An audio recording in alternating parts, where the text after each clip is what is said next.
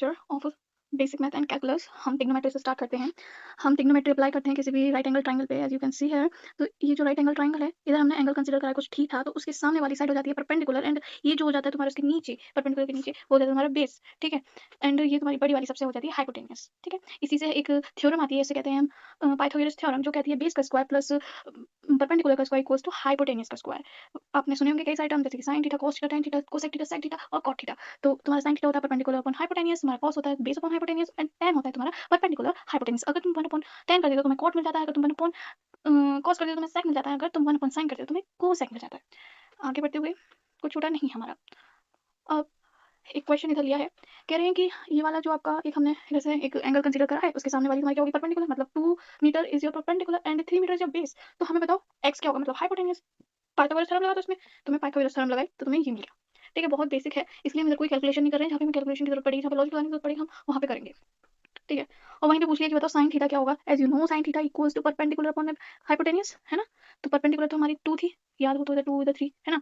तो इधर 2 थी, x तुम्हारा निकल के आ गया √13, तो ये तुम्हारा √13 हो गया। आगे हम कह रहे हैं इसमें सॉरी cos tan थीटा सब निकाल सकते हो तुम, बहुत सिंपल है, बेस अपॉन हाइपोटेन्यूस और तुम्हारा परपेंडिकुलर अपॉन बेस 10। अब इसमें तुम्हें परपेंडिकुलर नहीं दे रखा है, तुम्हारे पास हाइपोटेन्यूस है, तुम्हारे पास बेस है, तो तुम पहले पाइथागोरस थ्योरम लगाओ, फिर इसमें से तुम करके x निकाल लोगे। x से तुम परपेंडिकुलर तुम्हारे पास है, बेस भी है तुम्हारे पास, अब तुम्हारे पास परपेंडिकुलर है, बेस है, तो इससे तुम सारे वो निकाल सकते हो thetas, sine theta, cos theta, tan theta, सारे थीटा निकाल सकते हो। अब एक क्वेश्चन इधर ये दे दिया गया कि हमारे पास रुक जाओ पेन यूज कर लेते हैं। हमारे पास एक हमने एंगल दे दिया, साइन थीटा दे दिया, उसकी वैल्यू हमने बता दी है। अब उससे पूछा गया कि कॉस थीटा और टेन थीटा का तुम्हें पता है कि तुम्हारा परपेंडिकुलर हो जाएगा, ये तुम्हें पता है हाइपोटेन्यूस हो जाएगा। तुम फटाफट से ये ड्रॉ कर लोगे, तुम्हारे पास 4 आ गया, ये तुम्हारे पास 7 आ गया, इधर तुम्हें बताना, इसकी वैल्यू निकाल लोगे दोनों बेस के लिए, तो तुम्हारा आंसर देखो वैसे ही, बस तुम्हें कुछ नहीं करना, बहुत सिंपल सा लॉजिक है ये। अब तुम क्या कर दोगे, इसमें अप्लाई कर दोगे पाइथागोरस थ्योरम, तुम्हारी x की वैल्यू निकल आएगी, ये x की वैल्यू निकल गई, एंड देन उसके बाद तुम अप्लाई करते रहो सब जगह। अब तुम बेस अपन हाइपोटेन्यूस परपेंडिकुलर अपन बेस 10 निकल गया तुम्हारा, देख लो। सेम अगर तुमने tan थीटा ले लिया, सेम कॉन्सेप्ट, सेम वही। अगर तुम्हें cos की वैल्यू पूछी गई है, sin की वैल्यू पूछी गई, वही लगा दो, सिंपल आंसर आ जाएगा। देखो जहाँ पे नहीं पढ़ेंगे वहाँ पे टाइम वेस्ट करेंगे, यहाँ पे फालतू का टाइम वेस्ट हो रहा है, उसे टाइम वेस्ट करना नहीं कहेंगे, अगर हम जहाँ पे करेंगे उसको टाइम यूटिलाइज करना कहेंगे, यहाँ पे तुम्हारा टाइम वेस्ट हो रहा है, सीधी सी बात। अब बात करते हैं, एक सर्कल है तुम्हारे पास, उसमें क्या क्या चीज होती है, इसमें थोड़ी सी टर्म बता दिया जाए। ये तुम्हारी सर्कमफ्रेंस हो गई पूरी, है ना, जिसे हम कहेंगे 2πr है। ये तुम्हारी r है पूरी, यहाँ से लेके यहाँ तक, ये तुम्हारा थीटा, ठीक है। और ये जितनी यहाँ से लेके, आप थोड़ा सा सिरप मैं कर दूँ, सॉरी। तो इससे देखो ये तुम्हारा हो गया आर्क लेंथ, ये जहाँ से लेकिन जहाँ तक चला, एकदम वेक्टर भी कह देंगे हम, रेडियस वेक्टर भी कह देंगे, जहाँ से ये चला यहाँ पे आ गया, तो हम इसे रेडियस वेक्टर भी कह देंगे, यहाँ से ये चला। चलो कोई बात नहीं, इसे हम क्या कहते हैं, आर्क लेंथ, कितना वो चला, ठीक है। अब इस थीटा को हम कैसे निकालेंगे, बहुत इंपॉर्टेंट है, याद रखना, बहुत ज्यादा काम आएगा। तुम्हारी जो आर्क लेंथ होती है, ये जितना है तुम्हारे पास, अपॉन में कितनी रेडियस है उसकी, उस सर्कल की कितनी रेडियस है, ठीक है, उस सर्कल की कितनी रेडियस है और वो कितना ऐसे करके चला, ठीक है। इसकी यूनिट होती है हमारी रेडियन होती है, और ये डायमेंशनलेस क्वांटिटी है, इंपॉर्टेंट है, ठीक है, ये पूछा जा सकता है। अब वहीं पे एक क्वेश्चन दे दिया गया है, हमें रेडियस है इधर इसके पास, और तुम्हें आर्क लेंथ भी दे रखी है। अब बताओ कि तुम्हारा थीटा क्या होगा। थीटा तुम्हारा टू, तुम इससे करो, सॉरी मैं रेज करना चाह रही थी। आर्क अपॉन रेडियस ही तो होता है, आर्क तुम्हें दे रखी है 20, और तुम्हारा रेडियस दे रखा है 4, रेडियस 4 दे रखा है, ये तुम्हारा 4 सेंटीमीटर है, मीटर में, सेंटीमीटर मीटर में, ठीक है। तो 5 आ गया, 5 रेडियन, ठीक है, सिंपल। तुम्हारा जैसे अब ये क्वेश्चन है, ये कितने क्वेश्चन है, सर ने 3 क्वेश्चन करवाए। अब उसमें से सर पूछना चाहते हैं इसमें थीटा बता दो क्या क्या कैसे कैसे हो। सर ने इतना क्वार्टर चलवाया, इसको हाफ चलवाया है, और इसको कुछ थीटा तक चलवाया है, ठीक है। तो पहली बात, एक दो लॉजिक है इसमें। अगर तुम कह रहे हो इसमें क्वार्टर चलवाया है, क्वार्टर, तो ये तुम्हारी होती है 2πr, है ना, और तुमने क्वार्टर चलवाया, 4 से डिवाइड कर दो तो ये आ गया। और तुम सिंपली जान सकते हो ये थीटा कितना होगा, क्योंकि राइट एंगल ट्रायंगल है, तो तुम्हें पता है पाई रेडियन तुम्हारा होता है 180, तो ये चला है आधा, तो पाई/2, ये तुम्हारा इतना, ये हो जाएगा 180, ये इतना, तो मैं थोड़ा दूसरा पेन यूज कर लूँगा लिखने के लिए, ये तुम्हारा हो जाता है कितना, पूरा पाई, और इतना चला है आधा, इसका भी आधा, तो हो जाएगा 2π। तो basically answer will be your 2π radian, ठीक है, समझ में आ गया। वही यदि आप देखो डायरेक्ट इसका तो आंसर तुम्हें पता होगा, तो डायरेक्ट तुम कह दो कितना पाई है, अगर नहीं आता तो लॉजिक से चलो 2πr कितना है उसका, 2 सिंपल इक्वल्स टू, जो तुम्हारा आ जाएगा पाई, क्योंकि आर से कट जाएगा ना, आर का अपॉन वो होता है रेडियस, थीटा निकालने के लिए, तो ये तुम्हारा हो गया पाई रेडियन, ठीक है। अब यही हमें कुछ आर, ये हमें पता नहीं है कितना चला है, ये अब थीटा निकालना है, रेडियस तो में आर ही है, बट इसमें क्या, अच्छा थीटा नहीं निकालना है, मैं थीटा दे ही रखा है, चलो जी, हमें इसमें आर का लेंथ निकालनी है भाई, पाई/3 दे रखा है, आर का लेंथ को हम चलो एल से डिनोट कर देते हैं, और ये तुम्हारा आर ही है, तो कितना आ जाएगा, r pi pi, r will be all this, सही है, ठीक है। अब एक क्वेश्चन अच्छा सा देखो करते हैं। अब क्या है इसमें, car is moving in a circular path with constant speed 25 metre per second of radius 120 metre. If time of the car was sorry if at time 0 पे कार तुम्हारी थी ए पॉइंट पे। अब देखो चलो बना लेते हैं डायग्राम, डायग्राम दे रखा है तुम्हारी 0 पे, मतलब टाइम 0 पे कार इधर थी। ठीक है कह रहे हैं find the angle rotated by the radius vector. तो मैंने पहले ही कह रही थी इसको, रेडियस वेक्टर क्या, कितना ये यहाँ से यूँ चला और इतना कितना चला ये यूँ, तो हमें वो बताना है। ठीक है, थीटा बताना है, थीटा थीटा। अब एक बात बताओ, तुम्हारा डिस्टेंस क्या होता है, स्पीड इनटू टाइम, है ना। डिस्टेंस तुम्हारा स्पीड इनटू टाइम है, तो पहले तो हमें डिस्टेंस देखो, बेसिकली तुम्हें क्या चाहिए, थीटा चाहिए। अब थीटा के लिए आप क्वेश्चन की अप्रोच देखते हैं ना, हमें क्या क्या पता है, कैसे क्या करना है। अब क्वेश्चन की अप्रोच ये देखो, तुम्हारे पास क्या है, एक तो स्पीड है, ठीक है, और एक तुम्हारे पास क्या है, एक रेडियस है। अब तुम सोचो यार मैं इनसे क्या कर सकता हूँ, क्योंकि मुझे अब किसी बच्चे को ये नहीं पता होगा कि रेडियस वेक्टर क्या है ना। Rotate by the radius vector, rotate by the radius vector, इसमें यहाँ से देखो रेडियस करके थोड़ा समझाऊँ ऐसे, तो ये यहाँ था पहले, अब कितना रोटेट करा, ये रोटेट करा यूं जाके यहाँ पे आ गया। तो ये पूछ रहा है कितना रोटेट करा, कितना रेडियस का वेक्टर कितना रोटेट करा, वो कह रहा है रेडियस का वेक्टर कितना रोटेट करा, ये पूछ रहा है वो।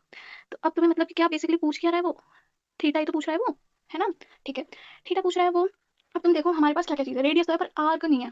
ठीक है, अगर तुमने थोड़ा तो ही पढ़ा हो तो एक डिस्टेंस इक्वल्स टू होता है तुम्हारा, डिस्टेंस इक्वल्स होता है स्पीड इनटू में टाइम, है ना। तो हमारे पास डिस्टेंस इक्वल्स टू टाइम है, हमें ये चीज़ निकालनी है, ये तुम्हारा टाइम, इसे हम ही डिस्टेंस करेंगे, इसी आर्क को डिस्टेंस करेंगे हम। क्यों कहा, क्योंकि ये इतना चल रहा है ना, प्योरली चल रहा है भाई, कहीं डायरेक्ट तो घुसा नहीं कि हम डिस्प्लेसमेंट लगा दें यूँ करके, बहुत ज़्यादा मैशी कर दिया तो मैं हटा देती हूँ। तो ऐसा तो नहीं है ना, थोड़ा सा ऐसा तो है नहीं कि इसे यूँ कर दें हम, पर हमें ये वाली डिस्टेंस चाहिए ना, ये डिस्टेंस चाहिए, मतलब हमें आर्क लेंथ चाहिए, तो इसे ही हम डिस्टेंस कंसिडर कर रहे हैं। तो उसी पे अगर हम लगाएं फॉर्मूला, तो तुम्हारे पास स्पीड है 20 पाई इंटू में 3 टाइम 3 तो तुम्हारे पास, हाँ, तो फिर तुम्हारा हो जाएगा ये 60 पाई मीटर, तुम्हारा डिस्टेंस मतलब एल, चाहे तुम कुछ मान लो, डिस्टेंस आ गया। अब इसी में ही हम, अब हमारे पास डिस्टेंस आ गई, आर तुम्हारे पास है ही, आर कितना दे रखा है तुम्हारे पास, आर दे रखा है 120 मीटर, आर तुम्हारे पास 120 मीटर दे रखा है, तुम्हारे ये अपॉन में 120 मीटर, इससे ये काटा, अच्छा 2, देखो आ गया तुम्हारा आंसर 2 पाई रेडियन। तो मतलब ये घूमा कितना 90 डिग्री, घूमा कितना 90 डिग्री, देखो ये इधर से यूँ आ गया, चल के यूँ आ गया, पहले यहाँ पे ये पॉइंट पे था, अब यूँ आ गया। ठीक है, हाँ। अब इधर सर ने ये कहा है कि चलो बहुत बेसिक बेसिक टर्म्स है, उसी देख लो, डिस्प्लेसमेंट हम कैसे निकालें इसमें। तो भाई हमारा इधर 90 डिग्री चला, हमें एंगल पता चल गया। तो पहले यहाँ यहाँ से था, यहाँ पे था, फिर वो यहाँ पे आ गया, तो इतना 90 डिग्री तुम्हारा डिस्प्लेसमेंट तो पॉइंट टू पॉइंट होता है कि जहाँ पे होता है वहीं से बस सीधी लाइन खींच देते हैं, तुम्हारा तो रूट टू आर आ गया ना। और तुम्हें पता है आर की वैल्यू तुम्हें दे रखी थी, पुट कर दोगे, बाकी सब ये आ गया, हम उसमें देखेंगे सब एवरेज वाले में, उसमें 1D वाले में।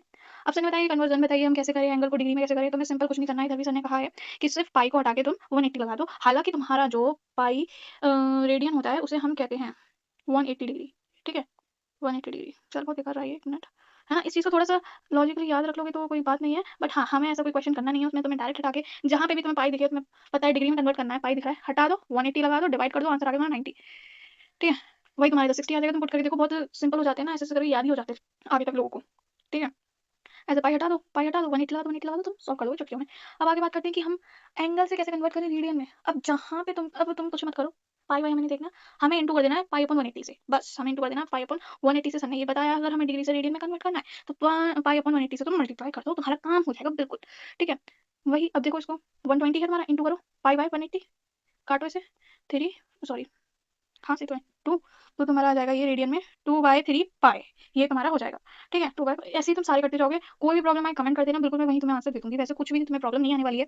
अब सर ने बताया कि ये तुम्हें याद होना चाहिए, 9th में हम पढ़ चुके होते हैं, अगर याद नहीं है एक बार याद करो इनको, मेरे दोबारा बोलने से कुछ तो हो नहीं जाएगा, अलग चीज़ तो हो नहीं, तुम्हें याद होना चाहिए, याद तो पहले इनको। ठीक है, आगे बढ़ते हैं, समय ना वेस्ट करते हुए स्मॉल एंगल अप्रोक्सीमेशन के बारे में बात करी गई है, दोनों की चीज़ एक बार देख लो। जब हम बता देते हैं डायरेक्ट साइन जो होता है तुम्हारा, अगर स्मॉल एंगल है, ये एंगल स्मॉल है, डायरेक्ट थीटा हो जाता है ये, एंड टेन में भी यही सेम होता है, अगर स्मॉल एंगल है तो थीटा हो जाता है, और ये दोनों ही तुम्हारे रेडियन में होने चाहिए, रेडियन में। ठीक है, एंड अगर हम बात करें कॉट की, सॉरी कॉस की बताई नहीं है सर ने, फिर भी इधर देख लो आगे बता देंगे, ये डायरेक्ट तुम्हारा बन हो जाता है अगर एंगल छोटा होता है तो। ठीक है, एंगल छोटा होता है तो सर ने ये बताया वहीं पे, देखो हम डायरेक्ट इसे डिग्री में पुट नहीं कर सकते क्योंकि काफी छोटा है ये एंगल, तो हम इसे रेडियन कर लेंगे, तो इसका आंसर आ जाएगा पाई बाय 90।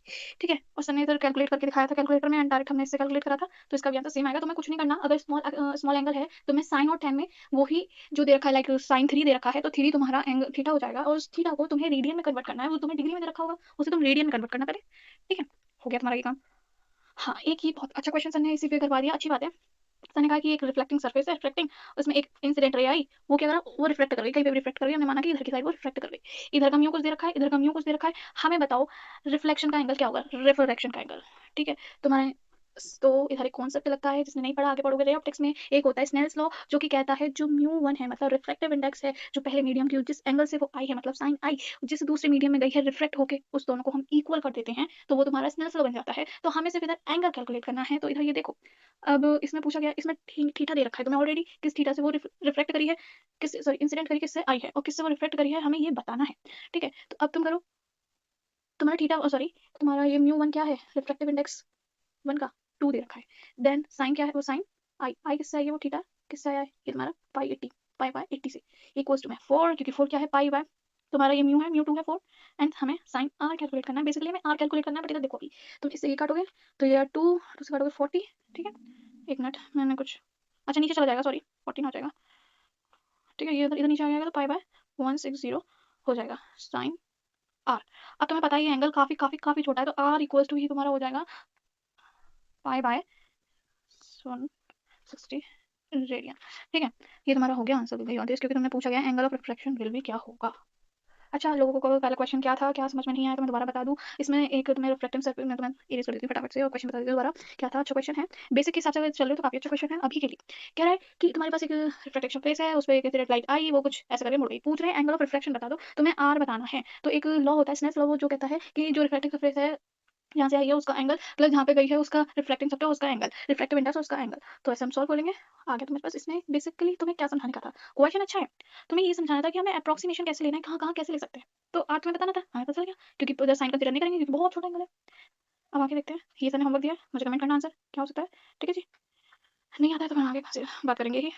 और ये तो सर ने बताया था कि वो जो क्वेश्चन था ये वाला, कहाँ गया तुम्हारा ये वाला क्वेश्चन कि रेडियस वेक्टर क्या कह रहा है इधर, तो वही मैं बता रही थी तब कि तुम्हारा रेडियस वेक्टर ये जो थी जहाँ पे थी, अब जाके वो वहाँ पे आ गया, रोटेशन ऑफ रेडियस वेक्टर इधर था पहले, फिर जाके वो इधर आ गया। ठीक है, तो उसमें कितना रोटेशन हुआ, तो मतलब ये वो पूछ रहे थे, क्वेश्चन तुम्हें समझ में आ गया हो। Thank you so much.